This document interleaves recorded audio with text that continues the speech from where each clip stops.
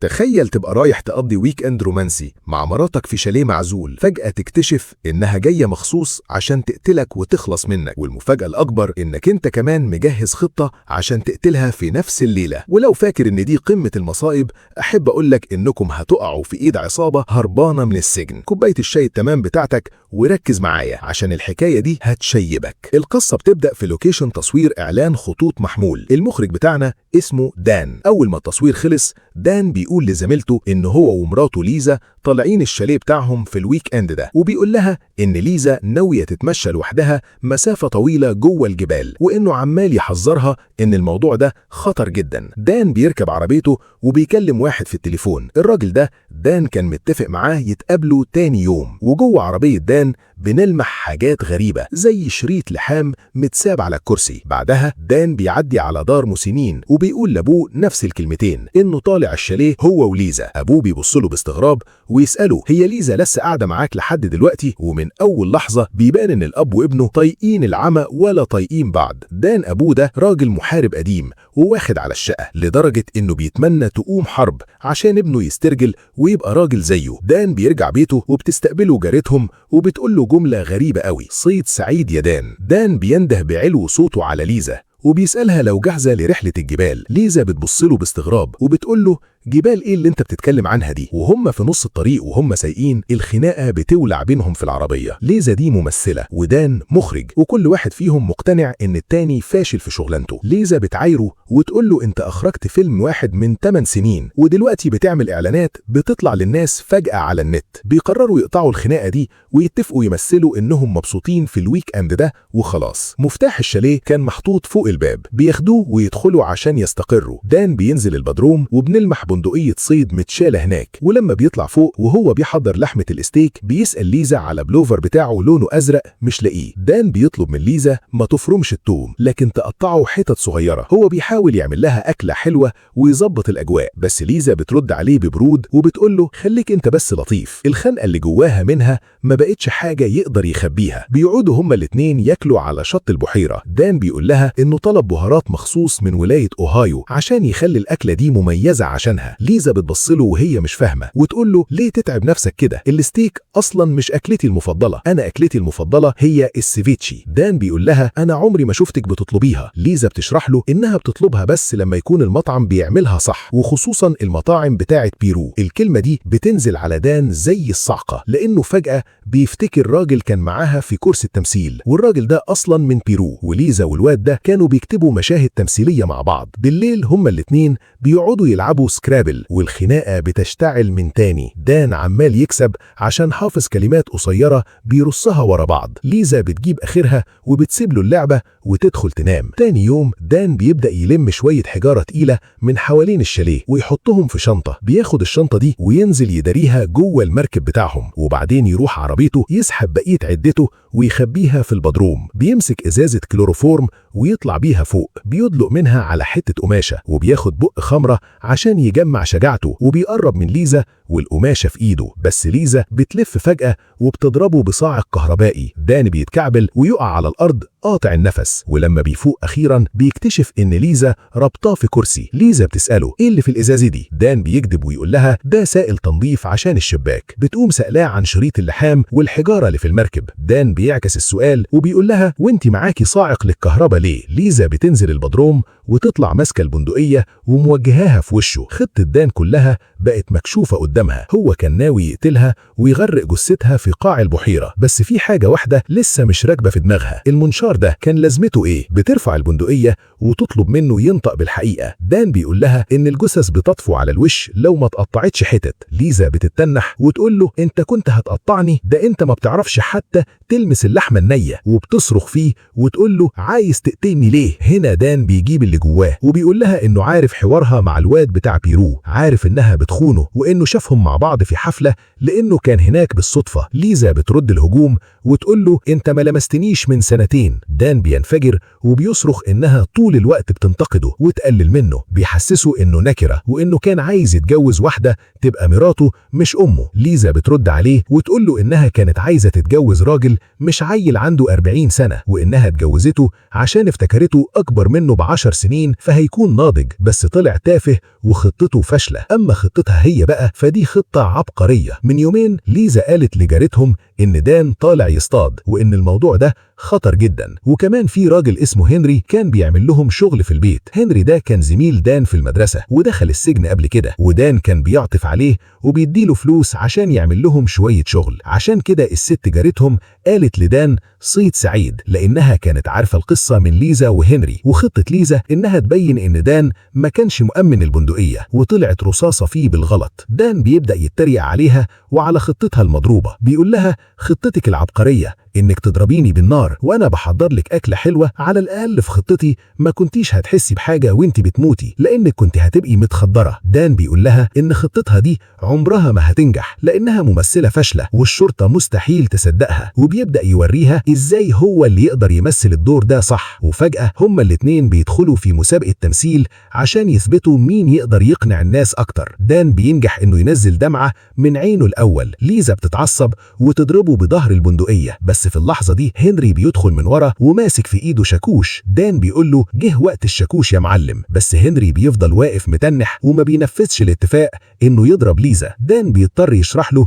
ويقولها له صريحة اضربها. دان كان متفق مع هنري على الخطة دي من 5 أيام. هنري كان هيقطع ليزا حتت عشانه لأن ليزا متأمن على حياتها بمبلغ 100,000 دولار وهنري كان هياخد النص. بيربطوا ليزا في كرسي في البدروم. ليزا بتقول لدان إنها طول عمرها عارفة إنه أجبن من إنه يعمل حاجة زي دي بإيديه، بس دان بيعكس السؤال وبيسألها ليه عايزة تقتله. ليزا بتفتح النار عليه وتقول له إنه راجل متحكم وضعيف ومهزوز خلاها تسيب شغلها عشان تركز في التمثيل، وفي الآخر حتى ما ادهاش دور صغير في فيلمه وضيع كل فلوسهم لدرجة إن حتى الطلاق مش هيخلصها من الديون اللي غرقهم فيها، فهي بتقتله عشان فلوس التأمين. من وراهم هنري بيتدخل ويقول لها احنا كمان بنقتلك لنفس السبب وانا هاخد 50,000. ليزا بتيجي تتكلم يقوم دان حاطط مشمع بلاستيك على بقها وقاطع نفسها. هنري بيرفع المسدس بسرعة على دان ويأمره يسيبها تتكلم. ليزا بتفجر قنبلة وبتقول إن بوليصة التأمين ب1,000,000 مش 100,000، ودان كده ضحك عليه. في ساعتها ليزا بتعرض على هنري 500,000 عشان يقلب على دان. دان بيعلي عليها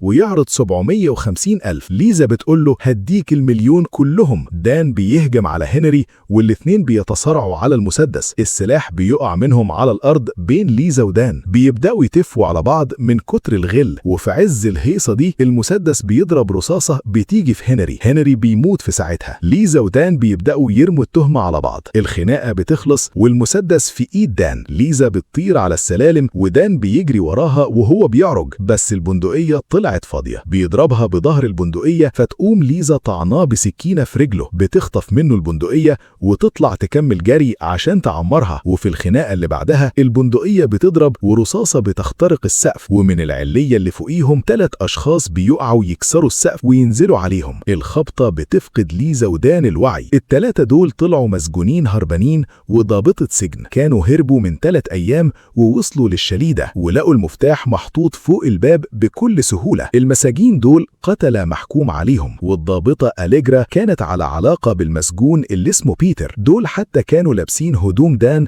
لحد ما دان وليزا ظهروا فجأة، فال3 استخبوا بسرعة في العلية. بيتر كان سحب شوية أكل وشرب قبل ما يطلعوا فوق، وقرروا يستخبوا لأن قتل الزوجين كان هيجيب دوشة وناس كتير للشاليه، ومن كتر الملل كانوا بيلعبوا لعبة بدون كلام فوق العلية، وكانوا شايفين هنري وهو داخل البيت. ومن شوية الرصاصة اللي ليزا ودان ضربوها في السقف دخلت في مؤخرة تاد، وده اللي خلاهم يفقدوا توازنهم ويقعوا هم ال3. دلوقتي بيحبسوا دان وليزا في البدروم وبيشكروا دان على حتة لحمة الستيك اللي كان عاملها، وبعدين ال3 بيعرفوا نفسهم وبيبدأوا ينادوا دان وليزا باسم رون وهرمايني. بيتر بيقول لهم إن هو وتاد كانوا أيتام ومتربيين في ملاجئ الدولة. أليجرا بتقاطعه وتقول له احكي القصة صح، وبتشرح إنها ساعدته يهرب عشان بيحبوا بعض. بيتر بيوافق على كلامها على مضض. بيتر بيطلب كاش من دان وليزا، وهم أصلا فتشوا محفظة دان وما لقوش غير 53 دولار. ليزا بتعرض عليهم 200 دولار كمان. بيتر بيقول لها احنا محتاجين أكتر من كده بكتير، بس دان وليزا أصلا على حديدة. الزوجين بيبدأوا يتخانقوا تاني من أول وجديد. أليجرا بتتدخل وتقول أنا هظبطهم، بتطلب من تاد يرسم دايرة على الأرض. وبعدين أليجرا بتحكي لهم عن لعبة الحراس كانوا بيلعبوها في السجن عشان يضيعوا الملل. كانوا بيسحبوا المساجين من زنازينهم لأوضة الغسيل، يرسموا دايرة ويخلوهم يضربوا بعض جواها. ودلوقتي تاد ودان هيلعبوا اللعبة دي، ولو دان مش عايز يلعب لازم يقول لهم الفلوس فين. دان بيحلف إن ما عندهمش فلوس، بس بيعرض عليهم يشوفوا حل تاني. تاد بيهجم على دان، بس دان بيتزحلق ويخرج بره الدايرة. التلاتة بيتلموا على دان ويثبتوه على ترابيزة البلياردو. وفي اللحظة دي عين بيتر بتيجي على بوستر فيلم، بيطلع ده الفيلم اللي دان كان مخرجه. بيتر بيقول إنه بيعشق الفيلم ده وشافه كذا مرة وهو في السجن. بيبدأوا يتكلموا عنه، بس اللعبة كانت عجباهم أكتر. أليجرا بترفع المسدس على دان وتقول له فتح عينك وودع مراتك. هنا ليزا بتتدخل وتقول لهم يقفوا وإن معاها 50,000 دولار. بتقول إنها معاها 50,000 دولار في البنك ويقدروا ياخدوهم أول ما البنك يفتح، فعشان يقضوا الليلة بيربطوا ليزا ودان ببعض. ليزا بتبص لدان وبتسأله إزاي وصلنا للمرحلة دي. بتقول له إنها كانت بتعشقه زمان، وحتى بتعتذر له عن خيانتها مع بتاع بيرو. وبتقول يمكن عملت كده عشان تتكشف وكانت عايزاه يحارب عشانها، بس دلوقتي هما الاتنين هيموتوا. فوق بيتر بيخطط هما هيعملوا إيه. هيجبروا الزوجين يسحبوا الفلوس وبعدين يقتلوهم ويدوروا على مكان يرموا فيه العربية. أليجرا بترفض وبتقول إن العربية دي نفعتهم جدا في الهروب وما ينفعش يرموها. تحت في البدروم دان بيلمح كورة بلياردو، بيزقها برجله لحد عنده وبعدين بيبدأ يصرف بعلو صوته. بيتر بيبعت تاد يشوف فيه إيه. دان بيقول له إنه هيموت ويدخل الحمام. تاد بيستأذن بيتر الأول وبعدين بيفك دان وبيديله تحذير. وقبل ما يدخله الحمام تاد بيدخل يشيل غطا السيفون كله من مكانه. وأول ما دان بيدخل تاد بيروح لليزا ويبدأ يضايقها ويتحرش بيها. ولما تاد بيسمع صوت السيفون بيروح ناحية الحمام، وهنا دان بيلطشه ضربة بتفقده الوعي بكورة البلياردو اللي حطها جوه شراب. دان بيرمي سكينة تاد جنب ليزا وبيطلع فوق لوحده. ليزا بتستخدم السكينة وتقطع الحبل وتفك نفسها. من فوق بيتر بيبدأ ينده على تاد، بينزل يشوفه ويفوقه من الغيبوبة دي. ليزا بتهرب بره البيت والباقيين بيطلعوا يجروا وراها. بيدخلوا جوه الغابة وهم بيدوروا عليها. ليزا بتركب العربية بس مش لاقية المفاتيح. وبعدين كشاف تاد بيفصل شحن. بيرجع البيت وهو ماشي بيتخبط في ليزا. تاد كان خلاص هيقتلها لأنهم ضربوه في دماغه، بس في اللحظة دي دان بيقرب منهم من ورا. ليزا بسرعة بتقول لتاد إنها حامل وبتقول له إنها ما قالتش قبل كده عشان العيل ده مش ابن جوزها، وبتبدأ تعيط وتترجاه ما يقتلش ابنها. من ورا دان بيهجم على تاد بس تاد أقوى منه بكتير. ليزا بتنط وتعض ودن تاد وتقطعه حتة واحدة، بس تاد بيسيطر عليهم هما الاتنين. ليزا بتدلق سائل تنظيف في عينه وتكسر برطمان على دماغه، بس تاد بيقوم تاني ويرميها على الترابيزة وبيبدأ يخنقها بسلك. دان أخيرا بيفوق وبيروح يجيب المسدس بس بيتزحلق في السكة. تاد بينزل فوقيه ضرب. ليزا بتسحب شوية سكاكين وتطعن تاد، وبعد 3 طعنات تاد أخيرا بيلف يبصلها. ومن ورا دان بيرزع كاس بطولة في دماغ تاد، بس تاد لسه مكمل ماشي ناحيته، وفي الآخر بيقع ميت وهو بيهلوس بكلمة دامبلدور. ولما بيسمعوا الباقيين راجعين من بره دان وليزا بيطيروا على السلالم، بيدخلوا جوه دولاب. دان بينهار وبيقول لليزا إن كل ده غلطته، إنه ما حاربش عشانهم، وأول ما الدنيا باظت خاف واستسلم. هما الاتنين بيبدأوا يعيطوا. دان بيدي فيزا مفاتيح المركب وبيقول لها تهرب عشان هي حامل، بس ليزا بتوقفه وتقول له دي كانت كدبة. دان بيبصلها ويقول لها إن ده أحسن تمثيل شافه في حياته، بس في الوقت ده بيتر كان وصلهم. دان بيهجم عليه وليزا بتجري بره، بس أليجرا بتمسكها. دان بيطلع يجري ويزق أليجرا يوقعها على الأرض، ومن فوق بيتر بينط ينزل فوق دان وليزا وبيبدأ يضرب في دان. ليزا بتضرب بيتر بشوكة الجنينة، وفجأة تاد بيظهر ورا ليزا لسه عايش بقدرة قادر، بيحط السكينة على رقبتها. بيتر بيشد شوكة الجنينة من جسمه، بيسحب دان لقدام وبيطعنه في ايده. وهو بيعمل كده بيبدأ يحكي عن جرائم القتل القديمة بتاعته. بيقول إن عمره ما دخل وش حد في مكنة قص الحشيش قبل كده، وإنه ناوي يجرب الموضوع ده في دان. المكنة بتقطع صوابع دان ووشه الأوتو كان عليه الدور، وفجأة عربية بتطير من العدم وتخبط بيتر. السواق بيطلع أبو دان. من 6 ساعات في واحد لمح شباك الشاليه مكسور، فاتصل بابو دان مايكل وقال له ممرضة دار المسنين قالت لمايكل يرجع اوضته، فقام مايكل ضاربها وواخد مفاتيح عربيتها وساق العربية دي لحد الشاليه، ودلوقتي لزق بيها بيتر. أليجرا بتسيب المسدس وتجري على بيتر. مايكل بيمسك المسدس ويطير دماغ تود خالص وبيلف عشان يضرب بيتر، بس أليجرا بتطعنه من ظهره. مايكل بيضربها بالنار في رجليها، ولما بيتر بيقرب مايكل بيعض مناخيره. بيتر بيرد له الضربة. مايكل بيزعق لدان ويقول له اهرب. ليزا ودان بينطوا في العربية ويحاولوا يهربوا، بس الموتور بيفصل، وفي اللحظة دي بيتر بيرمي أبو دان على مكنة قص الحشيش ويقتله. دان وليزا أخيرا بيشغلوا العربية ويطيروا، بس بيتر بيضرب عليهم نار وبيخليهم يلبسوا في شجرة. دان بيهز ليزا يفوقها، الرصاصة كانت بس خدشت شعرها. بيقول لها أنا محتاجك توصلي للمركب، وإنه عنده حساب تاني لازم يصفيه بنفسه. نرجع لمكان الحادثة. أليجرا بتصرخ من الألم قدام بيتر، بس هو حتى مش بيفكر يساعدها، بيفركش معاها في ساعتها وبيمشي يروح للعربية اللي لقاها فاضية دلوقتي. ليزا بتجري بأقصى سرعة على المركب. أليجرا بتسحب نفسها وتدخل البيت عشان تحاول تعالج رجليها، بس دان بيدخل عليها بالمسدس، بيوجهه في وشها ويطلب البلوفر بتاعه. أليجرا بتعيط وتقول له إنها كانت مغسول دماغها